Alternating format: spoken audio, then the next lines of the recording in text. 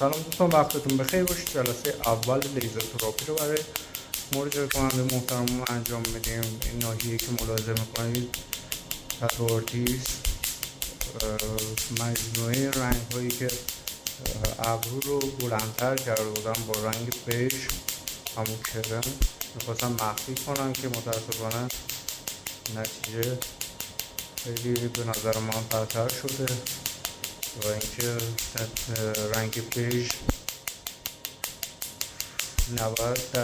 شاید هم بیشتر من تا الان چیزی که دیدم نتونسته رنگ تتو رو مخفی کنه، چون تب بدن گرمه، تغییر رنگ خیلی زیاد میشه زیر پوست. به خاطر همین تغییر رنگ اون رنگ های مختلف به قول خودشون رنگ بدن تغییر پیدا میکنه و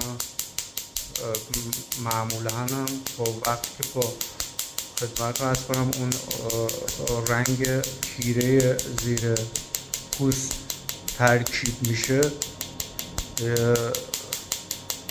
تیرگی خاصی به اون رنگ بیج میده. حالا ما با لیزر کیوسویچ هم تتویی که روی ابروشون بوده رو پاک میکنیم، هم رنگ بیج رو. با ما همراه باشید. مرسی. به این صورت